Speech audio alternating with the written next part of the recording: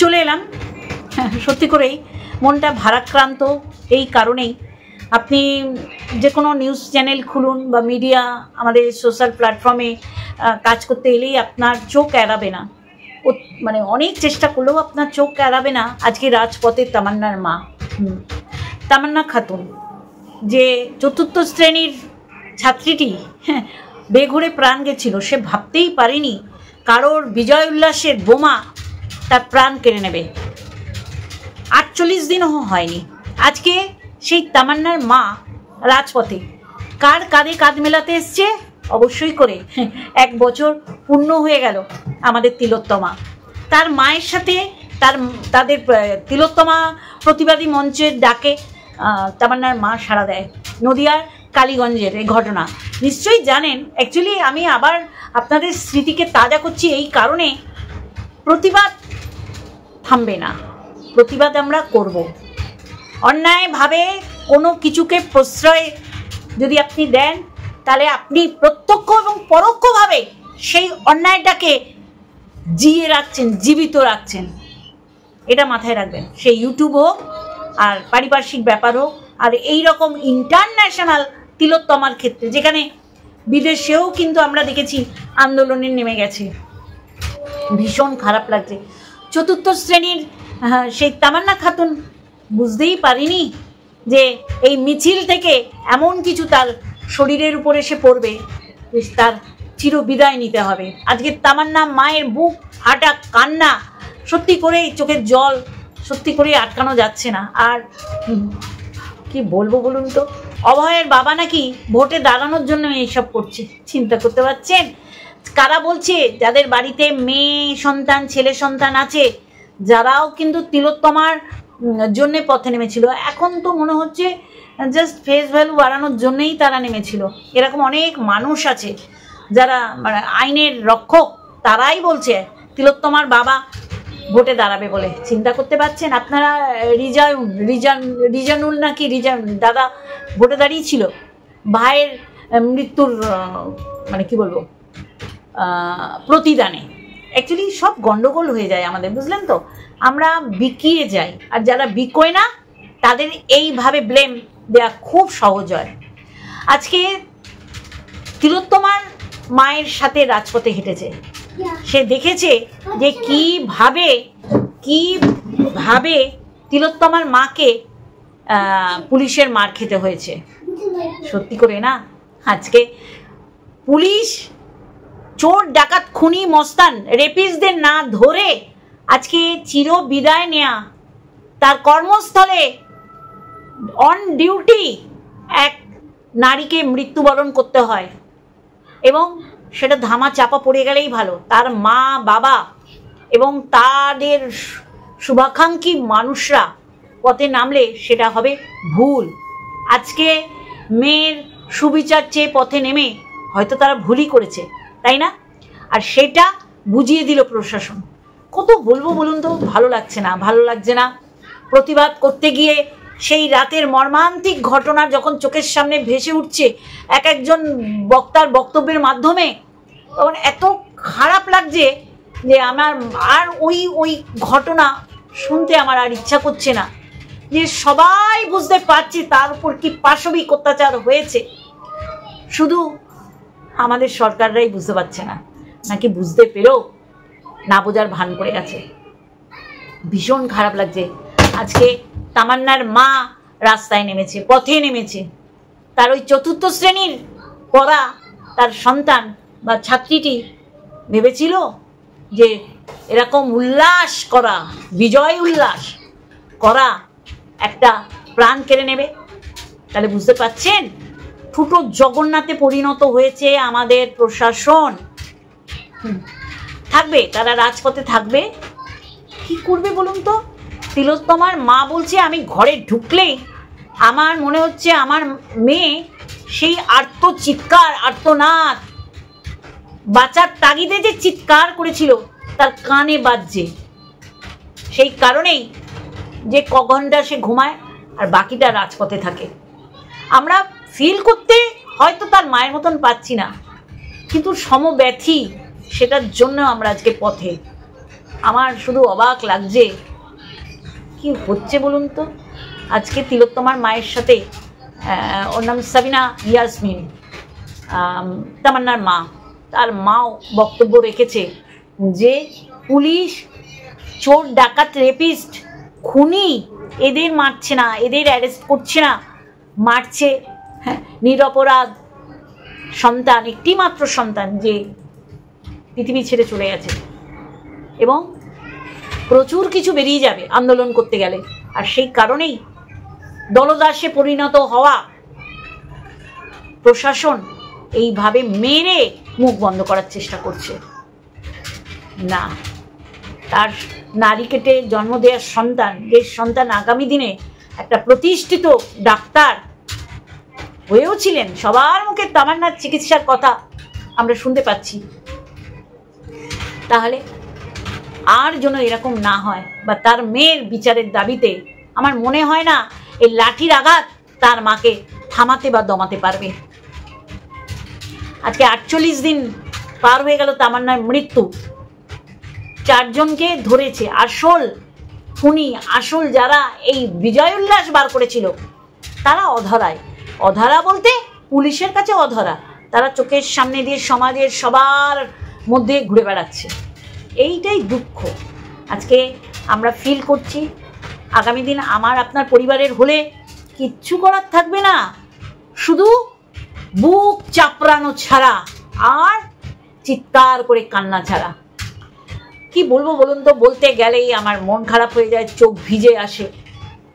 আর পথে আন্দোলনের মধ্যে দিয়ে আমরা প্রতিবাদটুকু করতে পারি, প্রতিবাদ যেন থেমে না থাকে।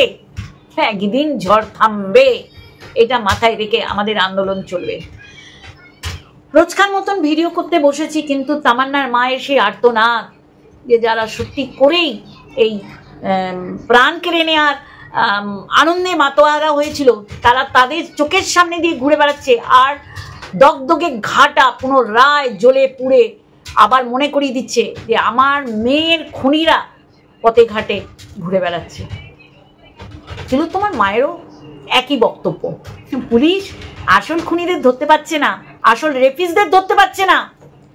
আর সেই ব্যর্থতা ঢাকতে তিলোত্তমার মায়ের গায়ে আলপনা এঁকে দিচ্ছে। চলো, আজকে সত্যি করেই খারাপ লাগে, ভীষণভাবে খারাপ লাগে। তারপরেও আমাদের সুস্থ থাকতে হবে, আমাদের ভালো থাকতে হবে, কারণ এই আন্দোলন কত দিন চলে। সুবিচারের আশায় আমরা আশা হতো না, আশাবাদী। জানি আপনিও বুঝতে পারছেন, আমিও বুঝতে পারছি। আমাদের সিস্টেম ঘুণ ধরা কাঠের মতন, তারপরেও আমাদের আন্দোলন জারি রাখতে হবে। চলো, হ্যাপি সানডে। বলতেও খারাপ লাগছে, মনটা এত ভারাক্রান্ত। গুটিকে নিয়ে এসছে তার দাদু। হ্যাঁ বাবা, ও ডিম, গুটি ডিমের অমলেট খাবে। গুটিকে গুটির দাদু নিয়ে এসছে, সবাই দেখে নাও। হ্যালো গাইজ বলে দাও প্লিজ। হ্যালো গাইজ বলেছে, একটুখানি দায় সারা ভাবে তোমরা কেমন আছো, মন ভারাক্রান্ত। আমি বলেছি চলো গুটিকে নিয়ে এসো, কালকেও ছিল সন্ধ্যেবেলা, আমি তো বাইরেই ছিলাম জানেন। তা আজকে নিয়ে এসছি, ও আমাদের বাড়িতেই থাকবে টাবে। আবার কখন বলে মায়ের কাছে যাব, এই জন্য রেডি টেডি সবই খাবে, ডিমের অমলেট খাবে বলছে, করে দিই। এবার আসি আসল বিষয়। দেখো, আমাদের শোক তো অবশ্যই আমরা করছি, প্রতিবাদ করছি, আন্দোলনে নেমেছি। তারপরেও যারা জেগে ঘুমাচ্ছে তাদের জাগাতে পারছি না। চলো, আমাদের আন্দোলন চলবে। আন্দোলন আমরা ঘরে বসেও করতে পারি, আন্দোলন আমরা খুন্তি নাড়তে নাড়তেও করতে পারি, আন্দোলন আমরা ক্যামেরার সামনে এসে দু কলম বলেও করতে পারি, তাই না? আবার সশরীরে তিলোত্তমার মা বাবার পাশে থেকেও করতে পারি। আজকে তিলোত্তমার মা বাবাকে এইভাবে কলুষিত করার চেষ্টা করছে রুলিং পার্টিরা, যে তার মা বাবা নাকি ভোটে দাঁড়ানোর জন্য এরম করছে। চিন্তা করতে পারছেন? তাদের একটি মাত্র সন্তান, সবেধন নীলমণি আমরা বলি, যে সন্তানকে উপযুক্তভাবে তৈরি করে ফেলেছিল, তার মৃত্যুর বিনিময়ে তারা নাকি ভোটে দাঁড়াবে। আমাদের কাছে কোনো কিছুই আর পাপ না, সব কিছুই শুনছি, বলছি আমরা এগুলো শোনা পাপ। তারপরেও চলো, আজকে সত্যি করেই মনটা খারাপ, তাও দেখুন আমাদের বলতে হবে। তা আজকে আমি টিনাকে নিয়ে বলবো। অ্যাকচুয়ালি দেখো, টিনা জানে যে আমার চ্যানেল অন্যের বাড়িতে গিয়ে তাদের রান্নাঘরে দেখিয়ে ওই ঘি তৈরি হচ্ছে একটু খুন্তি নেড়ে কখনোই মানুষ আসবে না। মানুষ প্রতিবাদী ভেবেছিল তাকে, যে না আমি ওইখানে নির্যাতিতা, যদি ও প্রমাণ এখনো দিতে পারিনি, কারণ সে আজকে দামি একটা কথা বলেছে, টাইটেল নিয়ে বলবো, তার আগে ইন্ট্রো। হ্যালো বন্ধুরা, কেমন আছো? আশা করি তোমরা ভালো আছো। সত্যি করেই ভালো আছি এটা আমি দাবি করতে পারি না। তা চলো, হ্যাপি সানডে। যেটা বলার, টাইটেলে যেটা বলেছে ওটা নিয়ে পরে বলবো। ও যেটা শেষ করার আগে বলেছে যে যেই দিনগুলো ছেড়ে চলে এসেছি সেই দিনগুলো ভীষণ ভালো ছিল। তা সেই দিনগুলোর মধ্যে তার 5 বছরের শ্বশুরবাড়িতে সংসার করাটাকে নিশ্চয়ই সে বাদ দিয়ে বলেনি। আমি বলি কি, দেখো ও কিন্তু একটা ভালো জায়গায় ছিল, যেটা এখন ওকে বলা মানে বেনা বনে মুক্ত ছড়ানো। নিজের ভবিষ্যৎ দারুণভাবে গড়তে পারত, কিন্তু সেই ভবিষ্যৎ গড়ার পিছনে তার নিজের লোকেরা যেভাবে তার আশা, তার স্বপ্ন, তার এগিয়ে যাওয়াটাকে দু পায়ে কুচলে ভেঙে চুরমার করে দিয়েছে। তারপর নিজেরও ভুল ছিল, অনেক কিছু করতে পারত, তার ঠাম্মির কাছেও চলে যেতে পারত। আজকে তার ঠাম্মি বুঝতে পেরেছে যে আজকে যদি ও মাস গেলে 10,000, বা আজকে যদি মাস গেলে সে যদি 40-50 হাজার রোজগার করে, তাও সে তার ঠাম্মির সাথে থেকে একটা ভবিষ্যৎ গড়তে পারবে, যেটা এখন তার কাছে ভীষণ কঠিন হয়ে গেছে, কারণ মানুষ সেইভাবে তাকে আর বিশ্বাস করতে পারছে না। আমি টিনার কথা বলছি। টিনা তার ফেলে আসা দিনগুলোকে খুব মনে করছে। স্কুলে যখন পড়তো মনে করতো কলেজে কবে যাবে, কলেজে যখন ভর্তি হলো তখনই তাকে বিয়ে দিয়ে দিল। কেন সে মনে করলো না যে আমি যখন কলেজে এসছি, কলেজের পড়াশুনোটা আমি কমপ্লিট করব। আজকে ছেলে মেয়েকে পড়ানোর জন্য মা বাবা অন্যের বাড়িতেও বাসন মাজছে, অন্যের কাছেও কাজ করছে, শুধুমাত্র আমি তো দেখি সন্তান মানুষ করার জন্য মা বাবার সে কি প্রচেষ্টা, পরে সন্তান কি বলবে সেটার আশায় নয় কিন্তু। আর আজকে কলেজে পড়া এই মেয়েটিকে ঘাড় থেকে নামানোর জন্য টিনার মা বাবা কি করেছিল, সত্যি করেই না। তার কলেজ জীবন তার মনে পড়ছে। স্কুল থেকে সে ভেবেছিল কলেজে যাবে, কিন্তু কলেজে উঠে কেন এত তাড়া ছিল তাকে বিয়ে দেওয়ার। যাই হোক, তখন যা হয়ে গেছে হয়ে গেছে। তারপরে তার জীবনটা সুন্দর খাতে বয়ে যায়, সেটা চায়নি তার মা বাবা। তার কারণে তার ছেলের বিয়ের জন্য মেয়েকে ত্যাগ করেছে, মানে মেয়ে বোনের বলিদান দিতে হয়েছে দাদার বিয়ের জন্য। তারপরে দেখো সেই দাদা বৌদি মা বাবাকে তার টানতে হয়েছে। তারপরে তার জীবনে এরকম একটা ক্ষত, আরে ফোকলার কথা বলছি, সমস্ত কিছু দিয়ে ও বুঝতে পেরেছে যে এইভাবে জীবন অতিবাহিত করা যায় না। তারপরে তার ঐতিহাসিক ভুল, যেই ভুলটা সে জানতো, ভুল বলবো না, মানুষকে সে ভুল বুঝিয়ে এসছে যে সন্তানটা আমি নেব, এটা ছিল তার জীবনের বড় মিথ্যাচারিতা। আজকে অন্যের বাড়িতে একটু ঘি নাড়া, একটু ভাজি করছে, একটু স্মাইলি ভাজছে, এইভাবে জীবন যায় না। তার মধ্যে সেই উদ্দীপনাটা নেই, আমাকে দাঁড়াতে হবে, আর তার জন্যে আপনাকে সুস্থ থাকতে হবে।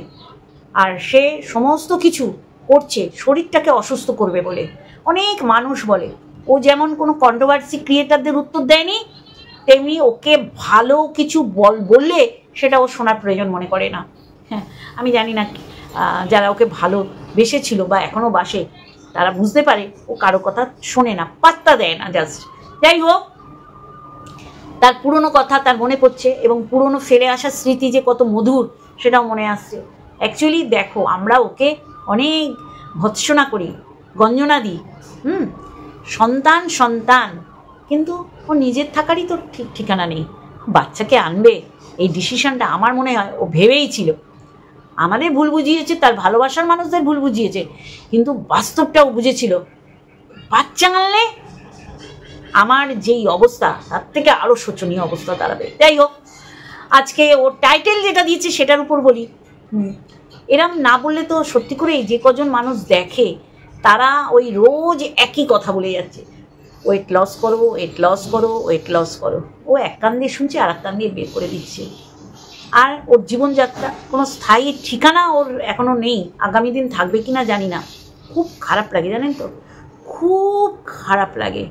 জাস্ট মানুষের ওই আই ওয়াশ করার জন্যে জিমে ভর্তি হওয়া, এই দুদিন ভালো আছি, টাইটেলে ওর কাকুর সার্জারি হবে, সেখানে ও যেইভাবে দিয়েছে মানুষ দৌড়ে গিয়ে দেখবে। কিন্তু এই চটকদারি এই যে টাইটেল থাম্বনেল, মানুষ দুদিন, তারপরে কিন্তু মানুষ আর দেখতে যাবে না। আর সেটাই হচ্ছে। আমি বলবো এখনও ওর বয়স অনেক অল্প, এই বয়সে অনেক মেয়েদের বিয়েই হয় না, তারা কেরিয়ার করে। আজকে সত্যি করে খারাপ লাগছে। যাকে জানি না, ও কারো কথা শোনে না, বেনামনে মুক্ত ছড়ানো বা বেকার বকে লাভ নেই, ও কি করবে ও নিজেই জানে। তাই এইটুখানি বলবো। আর সত্যি মনটা খারাপ কাল থেকে, তিলোত্তমার জন্যে খারাপ। তা আগামী ভিডিও আসছে অবশ্যই করে। সমালোচক যখন সমালোচনা তো করবই, এই জায়গাটা আমাদের এইভাবেই তৈরি করতে হয়েছে। আর অন্যায়কে প্রশ্রয় দেবো না, এটুখানি আমি বলতে পারি। চলো, ভালো থেকো, সুস্থ থেকো। পুনরায় মানসিকভাবে আপনাদের এই কথাটা বলবো, প্রতিবাদ করবেন, প্রতিবাদের মধ্যে থাকবেন অন্যায় দেখলে। Love you all.